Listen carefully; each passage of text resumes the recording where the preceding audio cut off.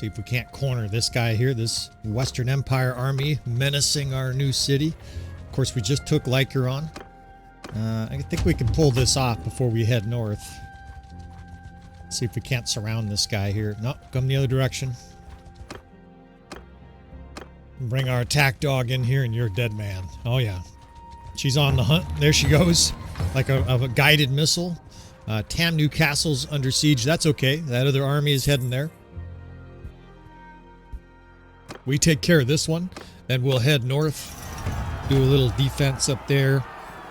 And, oh, look at these prisoners, by the way. If you're looking at this prisoner, wondering what the hell is going on here, well, we are going to run RBM in this episode.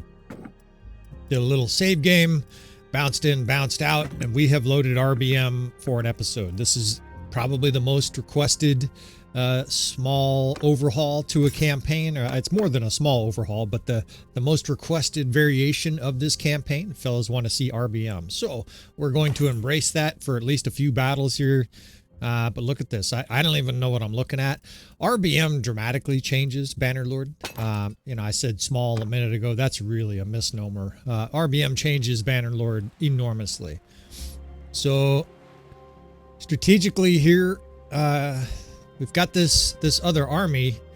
You know, hopefully they go down there and they deal with Tamnu Castle, and then we will head north to Amprella. Eventually, I want to go down into the Western Empire territory, right? Start taking some of their cities. But in the near term, we're on the defense here. Of course, we just took Lycaon, so you can't say we're fully on defense. You would say the Western Empire is trying to counter punch here.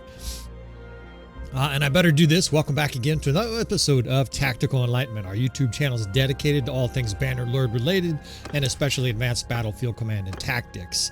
And we are going to do some tactics today with this RBM mod, the realistic battle mod. That's what it's called. I'm going to pump this guy's influence up a little bit more. He's maintaining a large army, but I continue to break up his army as he does dumb shit. I continue to sort of dismiss their army and have them regroup. And I do that because a lot of times the AI does really stupid things with their army, right? You really got to babysit these guys at critical times like this, and I'm going to continue to do that, hence the influence. I want them to be able to form a new army right away if I'm forced to break it up. So we're going to head northeast here, and we're going to engage in some RBM battles in this episode. Now, I'll talk a little bit about that on the way up here. Of course, it stands for Realistic Battle Mod. And it does make battles more realistic, but it all depends on your perspective, right? If you're thinking this fucking guy's heading up north, that's the last thing I want is for him to join us. Go down there, man. I wish I could point these guys at the enemy, and I'm aware there are mods you can point it at, but again, as I mentioned before, we're not going to be running 87 mods for this campaign, so I'm just going to disband the guy, just what I just talked about, and hopefully in a second or 10, they reform another army and they get the clue that there's a threat down there that they should deal with. Sometimes this works and sometimes they are obstinate. It looks like he's just going to come up here and waste our time. See, the reality is really simple, right? We're going to be able to take care of the threat at Amprella, and yet this guy's going to head north anyways. Meanwhile, we're definitely going to lose Tamnu Castle because this guy, well, they're artificial imbecility, right? Artificial AI does not stand for artificial intelligence when it comes to Bannerlord.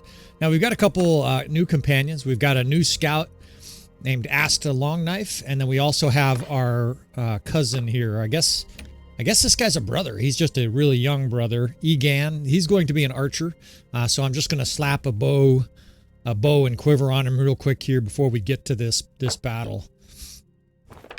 Now, look at the bows. I'm looking at this, and I literally... E pluribus unum, like I really feel like I'm looking at Latin here. And this is one of my hesitations with loading in RBM, right? We have the module. If you're wondering what we loaded the AI module, the game overhaul module, and the troop overhaul module. In other words, combat, AI, and the troop overhauls. And that changes the items. Literally, our items are all named differently for the campaign. And if you don't play it regularly, it's rather disconcerting, right? I don't even recognize the bow that I just put on that cousin. I'm just hoping it was the most expensive quiver and bow, so I'm just hoping that that's good equipment. Obviously, mid-campaign, I do understand this is jarring, This won't be, we're not going to do 5 episodes with RBM, but we're going to experiment just a little bit in this campaign. We're gaining a head of steam. I would have not have done this in the first 10 episodes because, or at least the first 10 episodes of us being independent, because you can lose battles that you expect to win. Now here, the main thing you're worried about in RBM is cavalry, and they do have more cavalry than us. We have a very infantry and archer heavy army, which has some negatives in RBM, right, in real life too. But the power bar says that we're even, so with some good tactics here, we should be able to mop these Western Empire boys up. It's a nice open battlefield for us to observe it. There are some things about RBM that I really like, right? There's no question, it's slower battle, but in the next episode, I think I will run some battles using what's called a reduced damage mod, and basically it reduces damage for all units on the battlefield. And I will let you guys sort of choose which ones you prefer. Now, I'm not going to use these mods, as I've already said, I'm not going to use these mods extensively in this campaign. I think this is the 3rd time I've used RBM in the entire campaign. So 3 episodes out of, what are we on, 40-something. And the less damage mod, I don't think I've used the entire campaign. Incidentally, of course, you can use both. It's really interesting to use a less damage mod with RBM because the battles can be an hour long, even for a smaller battle like this, right? 1,500 against, what do we have? 1,100 against 1,700. Now, the units are so foreign to me, I really do feel like I'm playing like Bannerlord, like a DLC pack, or Bannerlord 3 almost, right? I'm looking at these guys and I don't recognize these guys. I just know that the shock troops, at least they have an axe. I think that's a palace guard. And I see some, it looks like lake rat maybe, some lake rat guys in there. But it totally changes the equipment of units. It gives them different equipment. The legionnaires, all of a sudden they're using their pylon, what's it called, a pylon. And the Manavliatons even have javelins. I think they also get a pylon, and they'll use throwing weapons. So it's a vastly different game. Can't really see super well in the forest here how far we can go. I want to race to this hill. We still want to have an archery advantage on the enemy here. We're going to rain arrows downhill, set up some defensive lines, and then try to do some hammer and anvil. Flanking and hammer and anvil worked pretty well with RBM. For sure, hammer and anvil works better with RBM than it does with a regular Bannerlord. In fact, you want to use your cavalry a little bit different in RBM rather. In vanilla Bannerlord, we've already talked about it on the channel 1,000 times. Your cavalry charges are not effective. Well, in RBM, they're fucking devastating, right? You come in with cavalry and you obliterate archers. Now, most people feel that cavalry become too strong with RBM. And historically that was accurate, right? Your cavalry would fucking annihilate armies of infantry unless it was all pikemen or something like that. And especially archers. They would just shred them.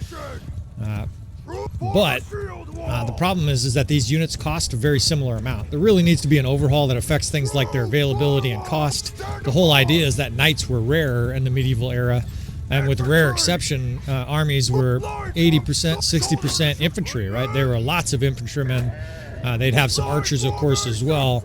I know battles like Agincourt get a lot of press, a lot of fame, and rightfully so, where there was a lot of cavalry. But many battles throughout medieval history, you know, you can look at it on Wikipedia, and of course I know that's not the authority, but it'll say like 2,000 cavalry and 15,000 men at arms, right? So it's 7, 8, 10 to 1 ratio. We're talking 80, 90% infantry. Now I've got my quick mace here. We may use that a little bit. We're flanking with the 7th and 8th archers here, or 7th and 8th horse archers. And these, I think, are archers mixed with infantry here. I almost don't know what I'm doing. Running around the battlefield here, I think I'm swinging at archers. And again, obviously, this is going to make my skill at RBM well below average, because it is very close to just picking up Bannerlord 3 for the first time. You're playing it on a weekend, right? Your girlfriend's out of town. You got Bannerlord 3. You're all excited. But look at the death spam. God, we are being raped. And this is an elite army we have. The enemy did not look like they had a superior army to us, and I'm disconcerted by the initial death span here, right? I don't know if I did something wrong, and of course the RBM guys can feel free to illuminate, if, you know, the guys who play it all the time. I'm sure I'm doing stuff wrong because we're getting scorched, and we have a very strong army. We have decent companions. Now, the enemy is manifestly stronger because of the strength and AI mod, right? They have better lords. With the exception of Wazuban, they have better warriors. But this army's just been creaming anything that we were even near size-wise equal to. And right now, I would say this battle is hanging on the knife's edge. This battle could go either way. Now, their archers are running forward. I don't know if that's because they're intending on them engaging in melee. That is something that I will do. An RBM, infantry is better than archers, or at least, better in certain circumstances, certainly than archers. And so we're going to use our archers occasionally as infantry. Now, I'm dragging 2 cav divisions, just trying to cause carnage and cav damage to the units that we're chasing. I've got archers here, and they're pounding their cav pretty well, but man, they just don't do much damage, right? If this is real archers, these guys would have shredded them. Instead, it's pretty marginal damage. I'm getting also little tiny stalls. I don't know if that's because there's so much going on. Obviously, we're using the RBM mod. We're also using the battle size mod, so there's a huge amount of troops on the battlefield. I don't recognize half the units I'm attacking. I couldn't tell you. I think that's a Banner Knight. I couldn't tell you, though, what half these other units are. And the death spam looks unbelievably bad. It really does seem like we're being annihilated. And obviously, this is going to have negative impacts on our campaign if we lose. I'm not giving up here. We never give up, right? Fuck you. I mean, we may run if we're just down to 10 guys or something like that, but I'm not about to just give up, lay down here. Fuck these guys, right? I got a cavalryman just chasing me with a big spear. Now my archers, I can't tell where they are. They should be over here.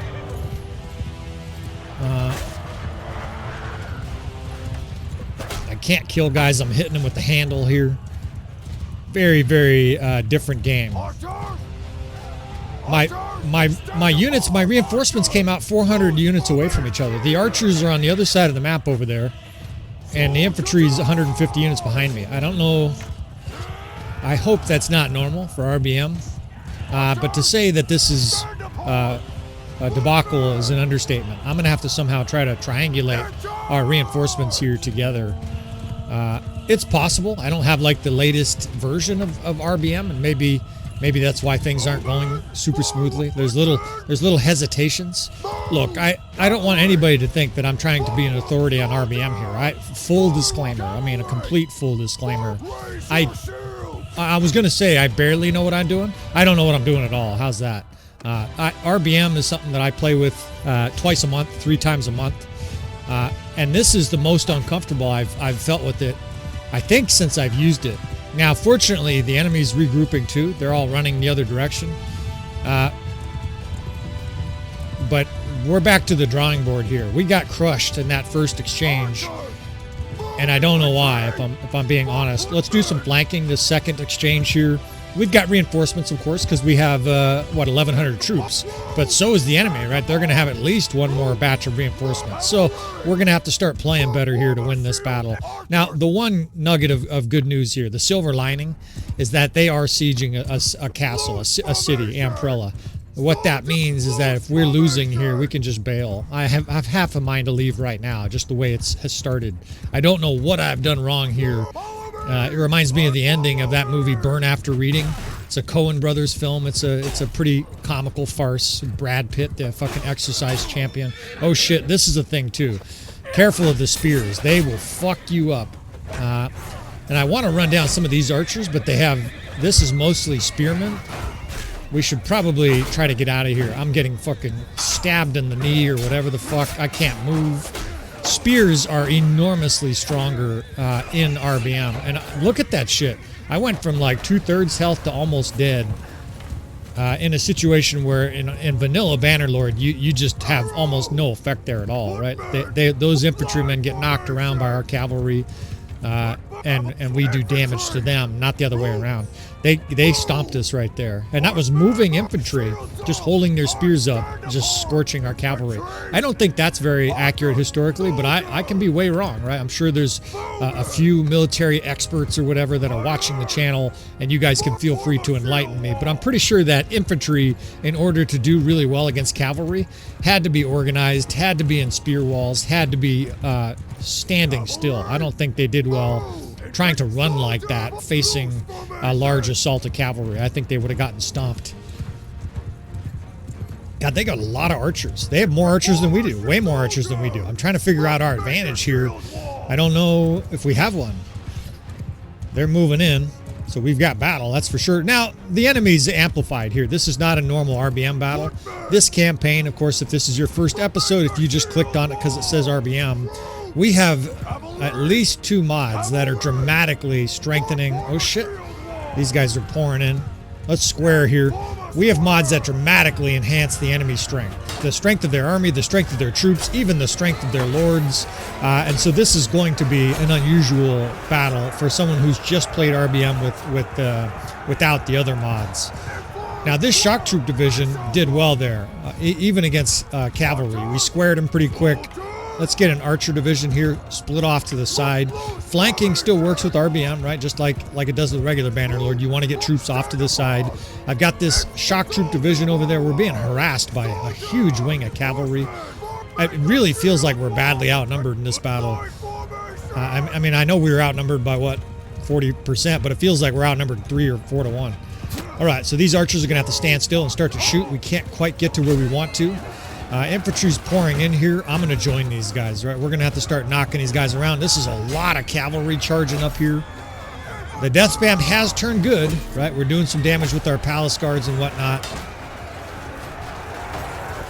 So maybe we can turn this around here. Now I got a fraction of health. I'm going to have to be a little bit on the careful side. But even my fighting skill, this is a manifestly different game for me. I get fucking taken off my horse. We'll fight in the trenches with our men here for a little bit. I've got my infantry line here doing pretty well. We can have these archers join them, right? I said I was going to do that. Let's have them charge and hold fire. These archers can join the fucking fracas here. We're going to try to blow through this infantry line. You get a lot of handle hits, where normally you would just kill guys with vanilla. I'm doing 12 damage and 10. It's a very different game. Another handle hit him in the head. That would have killed him normally too. So I really kind of do feel like I'm trying to speak French in Japan, or a Latin school in Uganda. I really feel like I'm out of place here. Fortunately, this battle, like I said, is not a must-win. If we lose this, we will recover. And right now, it seems like we're losing. Now, they are reforming right into our 6th Corps. These guys are charging, and their archers are trying to get out of here, and they're being shredded. It's a massive wave of green. And this is one of the things that RBM is exploitable. They reform, and they don't always do it in a brilliant fashion. Here, they basically reformed right into the morgue. I mean, those guys reformed right into our charging palace guards.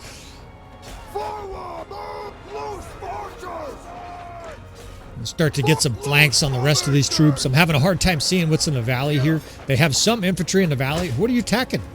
These guys are like swinging at something. You guys all fucking hallucinating or something? So the enemy's trying to regroup here. Let's try to get cavalry upon them quickly. If we can get infantry to eat up and cavalry to eat up a lot of this infantry, that's a tactical win, right? You got to, every tactical advantage you can in a battle like this, you got to take. Some of those charging cavalrymen will knock the fuck out of their infantry and archers that are regrouping. We can get archers in the 6th Division on the enemy's left flank over here. They're regrouping a long ways, hence the use of the RTS mod here. Now, they're regrouping pretty smartly, right? They're regrouping to an elevated point up there. We're charging uphill. They'll be charging downhill. That's an advantage for the enemy.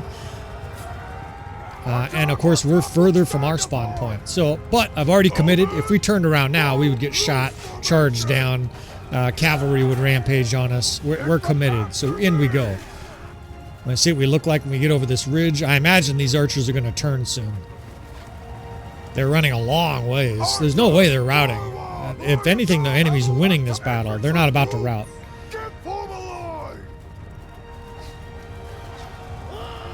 Some of their guys are even turning. Some of their infantrymen are coming up and getting butchered. Now, they have a lot of archers there. We've got some cavalry coming up, but it's not very many. And that's one of the disadvantages we've had in this battle. The enemy had way more cavalry than we did. I thought it's only said like 200 and something, but it seems like they have 500 or 600 cavalry, right? And these guys coming in with the spears, these guys do significant damage. They knock you around. And look at the charge damage, 8 charge damage. That's not normal. In regular Bannerlord, that's 1 or 2. Cavalry are way stronger in RBM. They got huge long pole arms. All right, well, we've got an infantry line here clashing. It's our 6th. We like that, but I see archers starting to skirmish there on the ridge. That's a problem. They're going to be shooting. By the time this infantry's dead, we're going to have to charge that line. I can't regroup. If I retreated from here, we'll get carved down even worse. This is a point of no return. I do have my shield, so we're going to press forward here, but man, we are getting peppered. And I don't have the cavalry to stick in the archer's face, right? I would bring cavalry up and put them right on the enemy. We're forced to close here with infantry. So it's another example, right? If you speak Latin in Japan and they don't speak Latin and your house catches on fire, they try to sell you a loaf of bread and some sushi. They don't understand what you're asking for, right? You're like, fire department. And they're like, yeah, sure, it's on sale. Have as much sushi as you want. And you're like, no, my shit's on fire. And they're like, oh, okay. Well, you guys can go to the movie theater. It's right over there. Well, and I got owned like a bitch here, talking Japanese. I got a cataphract, and I'm looking up at the power bar. Is that right? It is. Look at this shit. We're going to have to... We lost this battle. That was quick. We got our shit pushed in hard here. I don't want to make a ton of excuses, but obviously this is what happens when you play RBM without playing it for a month. We probably don't have an army that's very well designed for RBM. In other words, you probably want more spear cavalry. You probably want more cavalry, period. We don't have hardly any cavalry. We might have had 100 cavalry or 50 cavalry in that battle. It seemed like we had a lot at the very beginning. I don't know. Maybe my memory is just selective memory here. But we lose, right? We got our asses kicked. And we're going to have to abandon this, right? The enemy's going to take Amprella here. The soundtrack, ironically, is playing like a sad, forlorn music in the background. And we got annihilated there. We got to regroup here. Where's this other army? They're coming to us. That's the only good news, is we do have literal cavalry reinforcements on the way. While all this is going on, we're going to lose... Oh, shit. They're pursuing. We're going to lose Tamnu Castle. We just lost Amprella. The good news is I think we're going to be able to drag this Western Empire army right into a trap here. You could still do campaign strategy with RBM, and we're going to need it here. In fact, we may even auto-resolve this. That was actually so bad that I don't think I'm going to do another battle. And what I mean by that, I guess, is to say, without blaming the mod, I played that battle so bad with this elite army of ours that I'm going to have to do some more practice before I do another battle in this campaign, because otherwise we're going to simply lose this whole campaign. We will get drubbed over and over and over again. You guys will stop watching. I will sound like a whiny bitch because I won't be able to understand what's going on here. I'm going to join. I'm just healing up a little bit, and I think we'll auto-resolve this.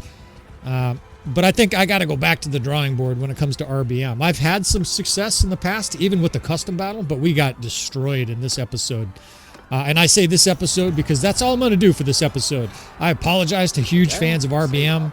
That was not exactly the most pristine showing of this cool mod. I do like RBM, but I would just say if you're in Japan and you're trying to speak Latin and your house is on fire, they're going to sell you sushi. It's not going to work out well for you.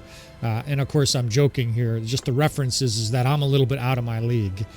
So I'm going to reload this save game, and I will be right back. Probably head south, I think. I don't know. Whatever the case, we're going to reload this, and I'm going to load the less damage mod. We will try a little different battle with a little different modding, but I'm gonna let go of RBM for the time being, right? Where if RBM was my wife, we'd be separating for a few months. All right, load the game in here, and all right, we are all back. Strength and AI mod is still loaded, of course, and we have loaded the less damage mod. This is going to be interesting. This mod, in some ways, is a great alternative to guys who want to have battles that are sort of similar to RBM and the slow, methodical pace of battles without all of the differences that RBM adds, right? Without the lopsided cavalry heaviness, without the learning new battle mechanics, without the difficulty of RBM. One of the things people complain about with RBM is that it's hard, right? And that is very much true. The mechanics of RBM make the game harder, especially for players used to vanilla, where your player very often is a demigod. All right, well, the first thing we need to do after this calamitous goat fuck disaster battle, against the Western Empire here is we need troops. I need to do some healing here, and this is one of the beautiful things about having these two companions with healing skills. You see she has 6 injured and I have 300 injured.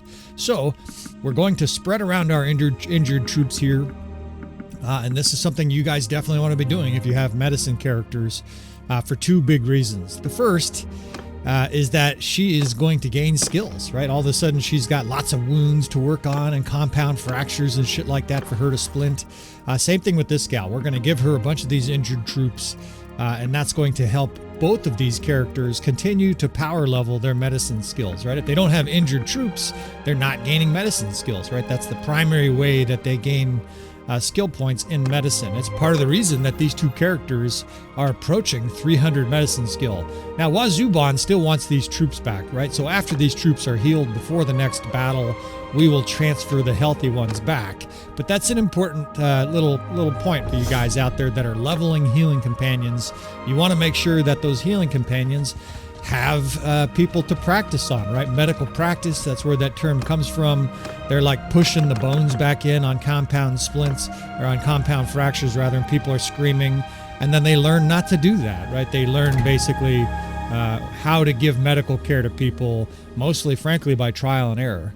And you see here, over here, they're gaining medicine skill, right? And they're gaining it rapidly. People often lament that it's incredibly difficult to level up their healing companions. Well, not if you're following this campaign, not if you're following all the little different tips we've been offering along the ways, right? And this is one of the big ones here. All right, so I need troops too. In addition to healing all these troops before our next decision of what we're going to do here, I need troops, right? We really got hammered and slaughtered in that battle. That's the first battle Wazuban has lost in many episodes. And I'm going to put a little asterisk by that, right? When we punch out all the rules here in the tablet that basically says, on this year, Wazuban lost a calamitous battle, we're going to put down this battle was fought with RBM. And so it's sort of like a strike year in baseball where the results are skewed or some other reason, right? It's like reporting crops in a year where there's a horrendous storm in the middle of the summer. You sort of throw out those results. Not that anybody gives a shit about Wazuban's record, but I care. This guy is the protagonist for the story here, and we don't want on his record got completely owned by the Western Empire when there were extenuating circumstances. Now, what do we got going on here? Multiple castles just got sieged. Tepes Castle, which is good because it's right here in our companion, looks like they're, well, who knows what they're going to do, but they look like they're heat-seeking missile on it. And Odrissa Castle, perfect. So we can head back south. I've said this before, Wazuban is missing some home cooking here. It's about time we teach the Southern Empire a lesson down here. I'm giving these children perks, but it really doesn't matter, friends. I know guys want to see a long campaign, but there's virtually no chance, at least with this initial campaign, that we get another 12 years of gameplay. It's a nice little thing, though, to have these children. You can picture them in the courtyards of our castles and cities swinging their little wooden swords, right? Learning to be future murderers. All right, so we're going to go to Makeb here. I was looking around all the cities and castles, and this is the one city up here that has a lot of troops in it. That's a result of our campaign to smash Sturgia. I made a couple of troop bases, and you can basically think of them as troop depots, right? Now, they're kind of scrubby troops. I wonder if there's... Here, we got to reorganize this. Oh, look at this. How fucking beautiful. What a sight for sore eyes, right? For a beat-up army to just have these ranks of legionaries and dark hands and fucking elite archers just add to the army. And we're still going to be able to leave a sizable garrison here. Now, we're a little bit short on archers right here. I'm not sure how that happened, but our army became infantry heavy. Wazuban would prefer more infantry, so we're going to kind of roll with that side of things, but you still want to have some infantry. Bannerlord, the bottom line is Bannerlord is a game that favors archers, and so if you choose not to use archers intentionally, that's to your detriment. A little fat fingering here. I think we've accomplished everything we need to in this town. All of these towns, every once in a while, I'll just glance at the loot to make sure they don't have some masterpiece piece of armor that we can pick up. They don't. And then we will go to their butteries here and take some of their good food. I always like to leave them with a big pile of food, especially cities like this that are a long ways away. But we're going to take all the special items because we continue to level up our our steward skill, right? Having all 9 food types and a big army, your steward skill continues to build, right? And Wazuban is approaching 300 steward skill, right? He's becoming a beast. So all these little towns on the way down. Actually, I'm not going to visit all of them because I would either have to edit or we got a little quest here. Oh, this tools guy. Thank God, man. I've been carrying around these tools forever, and finally we get some of these quests. This is the simplest quest in the game, virtually. We just give that guy some tools. I've been carrying around those tools. You know what? I've been carrying around those tools so long, it reminds me of that scene in No Country for Old Men where Anton Chigurh is in the fucking store. Call it, right? The coin flip scene. These tools have been traveling 22 years to get here, and now they're here, and you have to take them. It's part of this quest. Call it. You know, I totally think of that, right? These tools have been in our inventory for fucking 22 years, and finally we find a guy who wants them for his stupid little quest. We're still doing quests the whole way through here, right? And that's simply because we want to continue to increase relationship, add influence. Sometimes these guys become supporters. Whatever that means. I guess it's the Bannerlord equivalent of a subscriber, or the fellas that post nice comments once a week on an episode. You want that, right? You need that both for your YouTube channel, but you also need that in Bannerlord, right? Because you need influence. Pick up a few more troops here. Now you notice these interior cities here, and what I mean by interior is they're sort of furthest from the enemy. They have a much smaller garrison. Now, this place has a huge militia. This is a very prosperous city. I would imagine they have a bunch of food. So that helps, right? Having a big militia makes it a lot easier to have a small garrison.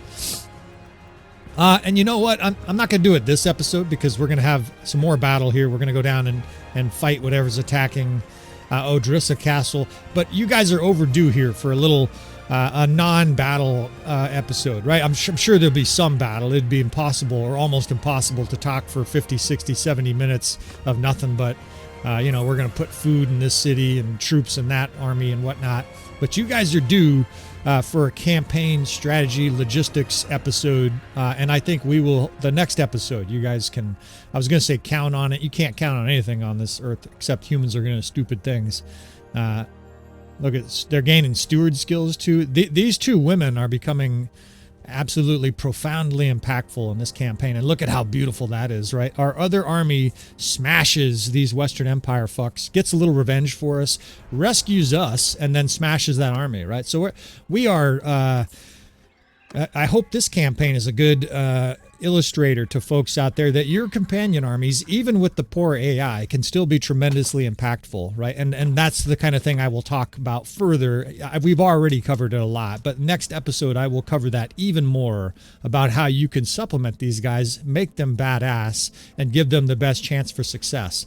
I could be wrong, but I think they've won every battle so far, except the one where we rescued one of these armies. I think it was Jaime the Prince was getting mauled, and we got there just in time to save him. I think these armies, and what I mean by that is our non-leader clan army, are like 12-0 in battles, right? And that's incredible, almost unheard of in Bannerlord. Part of it's luck, but also part of it is we've been putting them in a position to win, right? The old saying is you create your own luck in life, which is sort of a fallacy, but it is true, right? Preparation can lead to success, which can be interpreted as luck. Now, I want more clans in the army. We have 2 player clans, and we have 2 minor clans. You're maxed out at 3. We can gather 1 army here, but I want 1 more clan. I would prefer it be the Gilman, but I haven't seen them in episodes, days. So at this stage, we are willing to be a little bit more tolerant of non-culturally correct minor clans. We shall see if we bumble across any in the next coming episodes. So this is a huge force, and again, there's a whole bunch of small armies that are assaulting the city. This happens a lot if the primary army can't seem to successfully take down the city, and this is too big of a force for us to come crushing in here. Another one of these beautiful. These tools have been traveling 22 years to get here, and now they are here, and you have to say which tools you want. Call it. I'm a huge fan of Anton Chigurh's character in No Country for Old Men. I just thought that was a diabolical movie. I'm a Coen Brothers fan. I just think that they are cutting edge, unique, whether it's True Grit or even some of their farcical movies like Burn After Reading. I just think these guys are some of the best directors we have on the planet right now. So I'm stalling a little bit here because I want this garrison to beat down this force a little bit. We're just facing such a huge force here, and this is all the troops we get. I can add our injured troops back to Wazuban. I mentioned that before, and look at that shit, right? 138 elite cataphract, 40 legionary, 50 palace guards, and again, not complaining. I'm just pointing it out. These are results of the Strengthen AI mod. They have a comparable number of high-level troops to our army. Ironically, their army has more Aserai troops in some battles than we do, because of course the Southern Empire is truly the Southern Empire in this campaign. They own the whole South. They own all our former possessions. Now, they didn't take them from us. They took them from, the Aserai dipshits. Actually, they took them from Valandia. There's been like this swap occurring over the last, 20 years. The Valandians, from the beginning of this campaign, just stormed through the South, took everything in sight, pushed the Aserai out. This is when we were not even a vassal yet. We were a mercenary, and now the cities are mostly owned by the Southern Empire. Yeah, I mentioned this before. Now we're just putting all those high-end troops back onto Wazuban, right? Well, because he has 329 medicine skill, and we want those troops to gain the maximum hit point benefit from Wazuban, right? These other healers are good, but he's simply better, right? It's an extra, 30, 40, 50 hit points, and that means a lot in a battle, right? Your troops take a savage blow, and they're like, that's all you got? All right, so 2,000 here against our 1,300. They're favored. This looks to be a brutal battle, but we enjoy a brutal battle here, right? And we can retreat, although, man, Wazuban just doesn't do retreat. Do a last little perk here. Normal player damage, of course, or Bannerlord player damage, and in we go. See what this looks like? Man, what it looks like is beautiful, right? Break out your cameras. We've got an exquisite sunset here. There is water to use for a strategy side of things, but the non-warmonger in me just wants to get a picnic basket and a great bottle of wine and our walking shoes on and just explore this gorgeous landscape, right? There's going to be reflecting light. This is going to be a picturesque battle, and hopefully we can make it a strategically and tactically picturesque battle as well. By now, you guys are familiar with the divisions of the troops, so I'm not actually going to cover it too much here. I am going to talk about the water. Water is your ally in Bannerlord, and the main reason is that usually the AI does a pretty miserable job of understanding water, right? It'll march its troops right into it. Every once in a while, you'll see it kind of go around the fringes with some infantry. Most of the time, though, they just trudge right through it like they can't see it. The AI has advantages on us, and so it's nice that we have a few advantages. What advantages do they have on us? Well, for sure, they see everything, right? If you're hiding in a spot where no player could ever see you, the AI knows exactly where you are, right? There's no question. Also, they have instant knowledge of adding reinforcements and other things that are simply deprived from us. I'm going to shrink the 7th a little bit here. I want more support on the 8th Corps. So strategically here, we are going to try a swivel defense here, right? We're starting in the center in the water. That's on purpose so that the enemy horsemen and infantry charge towards us. We'll have a ring defense here on the outside with our 2nd Cavalry, crossbow towards the center. And I'm going to put the shock troops behind him with the idea that if and when the enemy arrives to the ring, we will charge with the shock troops, pull back with the archers into deeper water, and then blitz the enemy with enfilade fire on the right over here. This 5th Corps of 162 archers with skirmishers and a horse archer division, jav cap division. Those guys will then start to turn and pour in on the enemy's left flank. Oh, damn it. I fat finger some of these RTS commands sometimes. See if that gets me killed in one of these battles. All right, it is an absolutely gorgeous battle scene.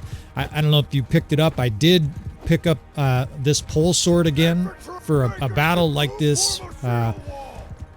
I've been enjoying the open field battles with these long manavleton, pole arm, pole sword, whatever you want to call it, a super long glaive. Now, even with his higher skill, he's like 280 skill, it's very slow. But once you get the timing down, it's still very deadly. Oh, and that's a factor I should mention here. Another reason I want this, I forgot, that we had put this in, and I want to mention it now. Look at the damage. We are using the less damage mod, and that is going to be profoundly impactful in this battle. In fact, pull up a seat, strap yourself in. This could easily be a 40-minute battle. And the reason is because of this decreased damage mod. Now, the beautiful thing is the mod author actually made like 8 mod variants. And what I mean by that is right now we're playing a mod, I should explain, that reduces all damage to all horses and all players, including our own troops, including the enemy troops, etc., by 50%, right? So in other words, if your polearm swing did 100 normally, it's going to do 50. Now that has dramatic effects on the battle. And one of the big things it does, if you think about it, is it considerably weakens archers. Why? Well, for one, the enemy infantry is more likely to arrive in the face of the infantry, or the archers, right? Because they're not getting shot to death.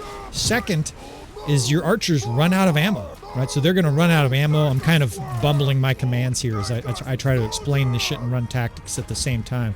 But your archers have a limited amount of ammo, and if it takes longer to kill guys, obviously they're going to run out of ammo in many cases when there are enemy troops left, right? So it's going to change that a lot.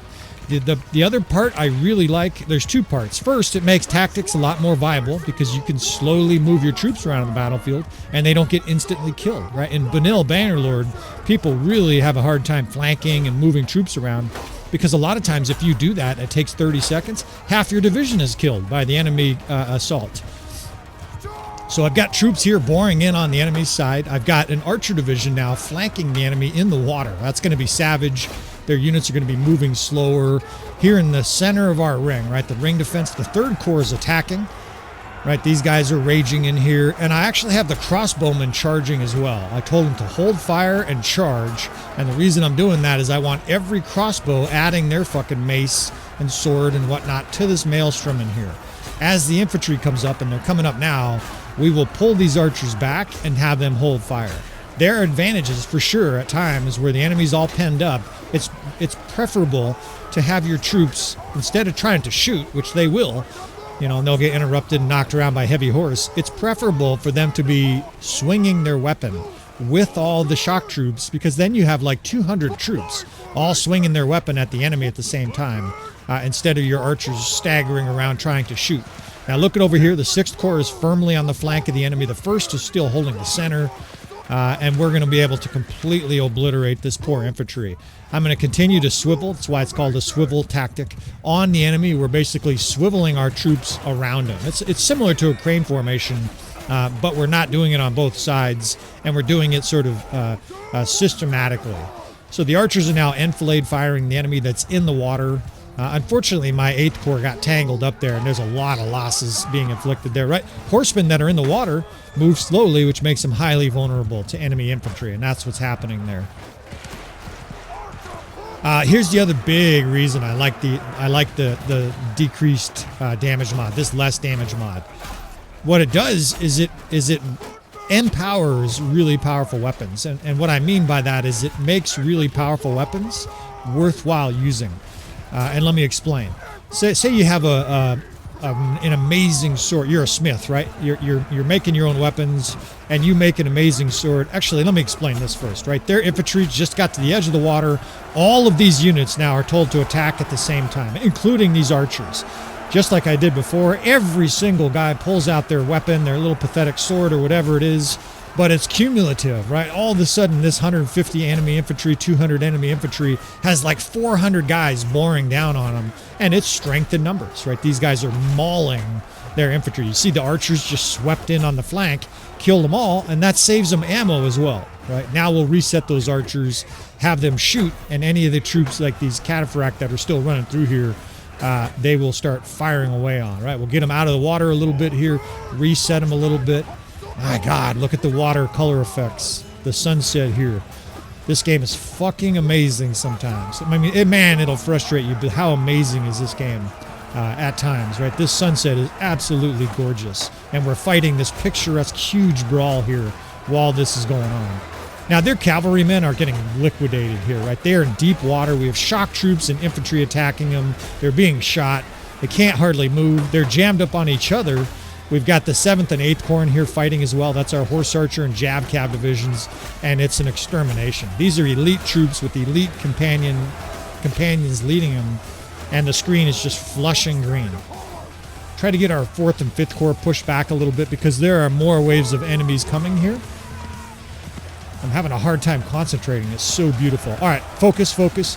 Let's get these archers spread out here. We'll give them a cav division to protect them because the enemy is coming back. We got a fucking lord here jousting with some of our units. Look at the damage, 18 damage. And that reminds me to finish that point. Let's just pound this guy with our... Oh, he's getting protection. This guy's like a bodyguard. You motherfucker. I mean, that's cool, actually, but he's called his cataphracts around him, and I can't get to him. All right, let me finish this point here. We'll just ignore other shit for 20 seconds. So say you make, like, this incredible sword, right? You name it fucking King Arthur's sword or whatever, Excalibur, and you're crushing it, right? You're doing 500 to this guy, 400 to that guy. Well, here's the problem. The players that have really played Bannerlord a long time, and by the way, we'll just say for reference sake, say your sword has a swing speed of 75 or 85, right, with two-handed. We'll say 85 with two-handed. You're swinging it pretty fast, but it's not the fastest sword, right? And you're doing 500 here and 400 here. Your players that are really getting this game down to a science would tell you that that's not as good a sword as you think it is. And the reason is because it's slow. It's not as fast as it could be, right? And you could be swinging a sword that's 98 speed that still does 200 damage and one-shots everything in the game. Well, what this... right, in other words, you're doing too much damage. You don't need to do that much damage. So what this lower damage mod would do for that situation is it would make incredibly powerful weapons more viable and more incredibly powerful, because you would still be one-shotting guys. If it's half damage and you're doing 500, suddenly you're doing 250 instead and still swinging it pretty quickly. That is now a viable option that is missing from vanilla Bannerlord. In other words, in vanilla Bannerlord, there is such a thing as too strong and too slow of a weapon, because you don't need to do 600 damage to kill guys. It's overkill. It would be like having a rocket launcher instead of a machine gun for a battle against a lot of troops, right? You'd rather have a machine gun. All right, I don't know if those analogies worked, but hopefully you guys understood that point. The bottom line is I'm a huge fan of this Strength and AI mod. The enemy's coming in again, and a lot of them are trudging through the water here. We're going to exterminate these guys. We've got a ton of troops that are right at the edge of the water here. Their cavalry here might as well charge hell. They have no chance, even though I observe an awful lot of scrubs in our army. That's reinforcement waves. We're down to the felt here. I still feel pretty good about our position. Now, the power bar still favors the enemy. I don't normally glance up, but that just tells me there's a lot more work to be done here. Anyway, so the less damage mod, of course, look at my character's health, right? It does obviously make your own character harder to kill, so there's a lot of reasons to use this mod. It does not give the player any material advantage, right? Because you're doing half damage as well. If there is an advantage for the player, I guess you could say, is it does slow the battles down, allowing you to do more tactics. But I don't necessarily find that to be some kind of cheat code advantage. I think that's a good thing. If you're struggling with how fast Bannerlord is and you don't like RBM, use this mod, right? The less damage mod is great for someone who wants to do tactics, wants long, methodical battles, but doesn't want to deal with the oddities and the complexity of RBM. I love the concepts of RBM, and if I played it full times, I'm sure I would get good at it and get used to the different settings. And I do like that it's realistic, right? Your horses are getting shot out from you left and right. You can get the pikes mod where spearmen become better in the game. It fixes a lot of things, but, and this is a big but, because most players don't use it, I don't use it very often. And because of that, I'm not very good at it, right? So between those two factors here, it's very difficult for me to just implement it in this campaign and think I'm doing myself or you guys any benefit. I'm not doing myself any benefit, as we already saw. I got smoked in that battle against the Western Empire, and I'm not doing you guys any good, any benefit either, other than maybe entertainment, laughing at how bad we're getting smoked, because I don't know how to use it properly, right? I'm a kindergarten level RBM instructor. For Bannerlord, I consider myself a Bannerlord level highly qualified tactical instructor, right? There's a big distinction there. It would be like I can teach English to somebody very well, right? I went to a high school and obtained a solid education, and then years and years of reading, right? I have a strong understanding of the English language. My mother was an English teacher. However, even though I took 2 years of Spanish and yo hablo español, I am not qualified to teach Spanish to people other than how to get killed in a bar in Mexico, right? Tu madre tiene verga como vaca, puto, right? You Spanish-speaking friends know that I just said some very bad shit, I said, your mother has a dick like a cow. And that's the kind of thing that I learned from friends and just scuttlebutt. But I have no ability to teach people Spanish on any kind of competent level. That's how I feel about RBM and vanilla Bannerlord. Part of the reason I don't use it, and I'm aware that there are RBM fans or even some of the makers of the mod that'll watch this episode or some of these episodes. I apologize, fellas. You understand, though, the complexities here, that because I'm not good at it, I don't feel qualified to talk about it. Now, I've been rambling because the enemy's sort of sparring with us here. I've also absolutely distracted by one of the most beautiful sunsets I've ever seen in the game. Thank goodness for the mod makers of the time pass mod. This is all enabled by that. In fact, of course, the time is changing. If this battle keeps going, there's going to be stars in the sky here pretty soon, right? The time pass mod is configurable just like the less damage mod, and I'll talk about that in a second. But it makes for an unbelievably beautiful game. I mean, that is a sunset I would pay dinars for, right? If there was admission fees to this sunset, where do I pay, right? I'd like to reserve. It looks like something you would see out of an African scene, right? With the Sahara and the most stunning luminescent sunset you've ever seen, right? The added reflected water makes it even better. All right, so the enemy has a big group of units here with a whole bunch of archers. And the battle's by no means done, right? They're getting reinforcements here, so we're going to have to start coming up with a complex plan.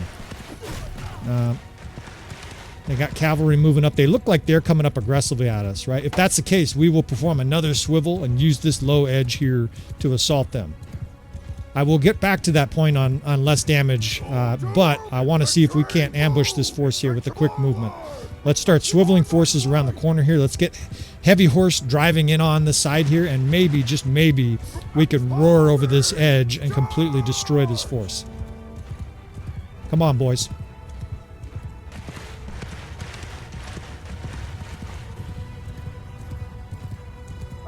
Oh no, shit. I think I can prevent them from dismounting. I want them, the enemy is sort of coming up defensive here. They're being cagey. Damn, it's not going to work. Oh, and they're stopped right at the edge there, like a peekaboo ridge defense. It's actually really good AI. Now, it's accidental. The AI does not know how to use the peekaboo ridge defense. I think, though, their location is still vulnerable. Some of their troops are in the water. Let's go ahead and try to swivel them and surround them, right? One of the things you see with that kind of an enemy defensive structure is that their units are clumped together. If that's the case, and at this stage, one of the problems we have is a lot of our archers are out of ammo. Let's go ahead and try to swallow them up, right? A complex maneuver here. We will swivel troops around on the flank, cut off their retreat, and try to completely devour their army. You got to do this quickly, though, because the enemy generally is going to react when you make this kind of troop movement, right? Every action, there's a reaction, but I think we can pull this off. We'll charge at the center just with a handful of units, a couple, 3 units there. That'll keep them a little bit occupied. And if we can start getting archers on the flank here, the ones that still have ammo, and then jostle their troops with cavalry while our infantry's moving up, I think we can destroy this entire fucking huge force. And that is a huge amount of troops. No guts, though, no glory, right? We're definitely going in. We're trying to avoid all these spears. This pole arm has been a little sloppy for this battle, but I think I want to continue to work on this. I like a glaive and Bannerlord, and I don't have the elite custom ones from my other campaigns, so I think we're going to try to use this. I've got plenty of health, thanks to the less damage mod. Obviously, that's a little bit of an advantage for the players. Understand, you've got to impact more damage also. It's going to help you survive longer in the battlefield, but you're also going to be fighting much longer battles, right? In theory, twice as long of battles, because it takes twice as long to kill the guys. All right, we've got a bunch of troops that have now completely cut off the enemy's retreat. Now it's time to bore in. They're half in the water here, so their mobility is going to be very poor. And it's almost like they just started to reform because they're listening to my stream here. It's almost like they're like, oh, he's trying to cut us off. Let's reform. So now we're a little bit desperate to pour in quickly here. The 1st, 4th, and 5th are pouring in from the center.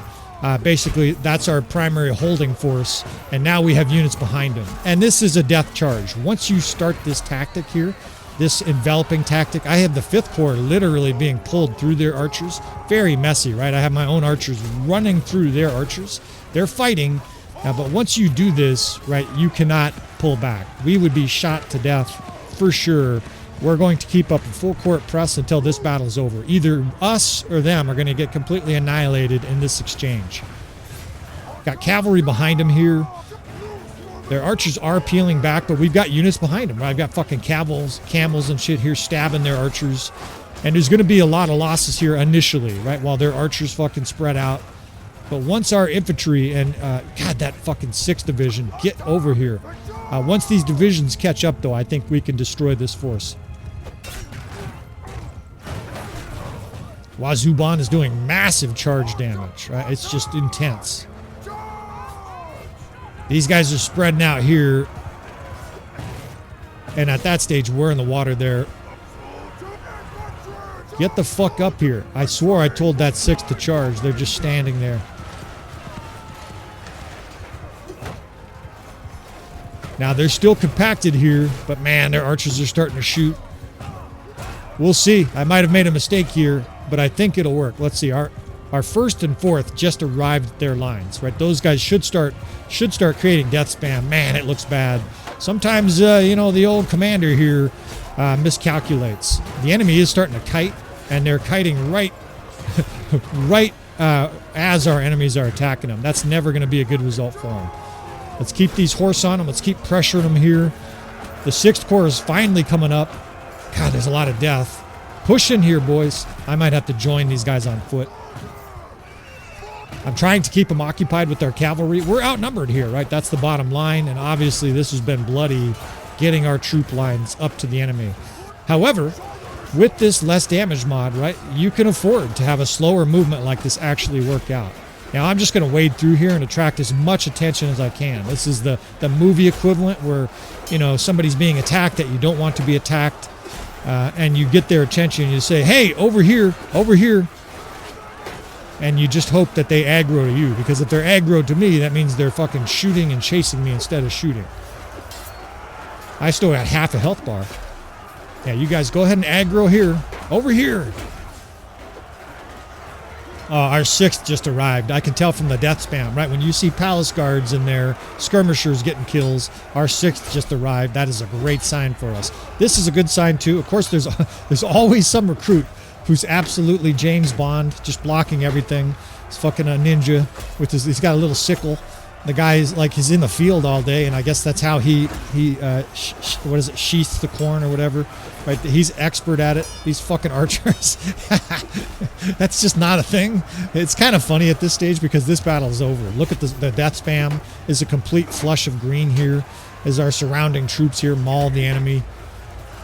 It was messy and it took a little while to get going, but ultimately victory is ours here. Now it's nothing left. I mean, I've got every archer in their whole army chasing me. It's okay. We've got 300 athleticism, right? We can fucking truck some of these guys. I'm basically just enjoying the sunset here as I distract their whole force. Meanwhile, these guys, as soon as they're done chasing me, they turn around and their whole force is dead. Our lines finally reach theirs. And we derive a couple advantages still, despite the fact that the Strength and AI mod is making the enemy stronger.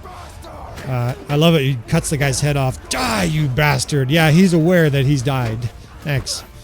He's got no head. One of the big advantages that we still have, even over the powerful lords of the Strength and AI mod, is that the enemy doesn't typically have 300 plus medicine skill. They have a few characters that have 300-ish medicine skill, but we have 330 medicine skill, or maybe he's 328 or something like that. I don't remember exactly. He's not quite maxed, but it's splitting hairs here, right? 329 is basically the same thing as 330. One extra hit point doesn't make a difference, but those 80 hit points do, right? If you have a character with 330 compared to a character with 250 medicine skill, it's a monumental difference in this game, right? And it's why I've been advocating this fucking beautiful battlefield. It's why I've been advocating for the use and the perk point distribution to get them to 10 intelligence. My God, this battlefield. I'm gonna have to take a picture here. Normally I don't subject you fellas to this, but I need screenshot material sometimes for thumbnails and other things. And this is probably the most, I mean, combined with the fact that we won, there's your screenshot right there, right? Fucking yelling victory to an absolutely unbelievably beautiful sunset.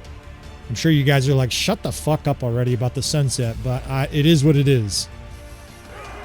I'm the narrator. I get to say this shit over and over again. I'll say it one more time. What an unbelievably beautiful sunset.